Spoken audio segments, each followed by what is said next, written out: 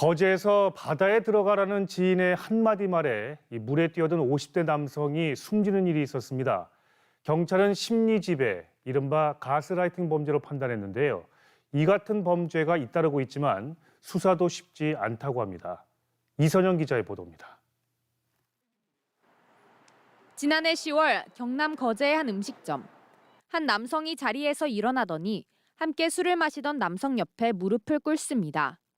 다음 날 이 남성은 근처 수변공원에서 난간을 넘어 바다로 들어갔고 숨진 채 발견됐습니다. 단순 익사로 끝날 뻔했던 이 일은 경찰이 출동 당시 일행의 행동을 의심하면서 전말이 드러났습니다. 인양되신 분을 따라서 병원을 따라간다든지 이런 상식적인 행동이 전혀 없이 그 자리 그대로 남아서 술을 사와서 술을 마시는.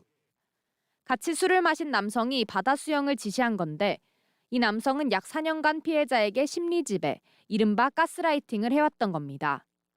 상대의 심리를 조작해 지배하는 건데 가평 계곡바위에서 남편을 뛰어내리도록 해 숨지게 한 이은혜 사건. 오빠 정말 근데 나 그만 만나고 싶어? 아니, 그런 건 아닌데, 여보가 어제 때린 거나 그것 때문에 그런 건 일도 아니야. 여신도들을 20차례 넘게 성폭행한 JMS 교주 정명석 사건 등이 대표적입니다.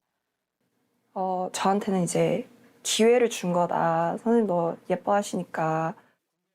문제는 의심스러운 부분이 있어도 경찰이 피해 상황을 밝혀내기 어렵다는 겁니다. 피해자들이 가스라이팅을 스스로 인지하지 못하거나 메시아니까 그가 하는 건 틀림없는데 틀리면 제가 틀린 거죠 뭐. 그렇게 생각했죠. 수사기관에도 말하지 않는 경우가 많기 때문입니다. 초기에 그 생존한 피해자분을 상대로 진술을 좀 이끌어내기가 좀 힘들었습니다. 뭐라 말해라. 내하고 관련된 부분은 이야기하면 안 된다. 이런 지시를 받아놓으니까. 전문가들은 피해를 막기 위해 주변 도움이 가장 중요하다고 말합니다.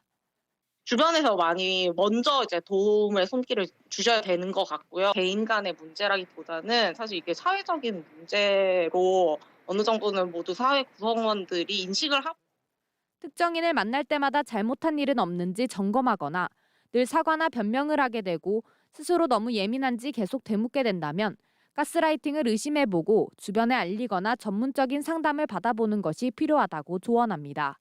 MBC 뉴스 이선영입니다.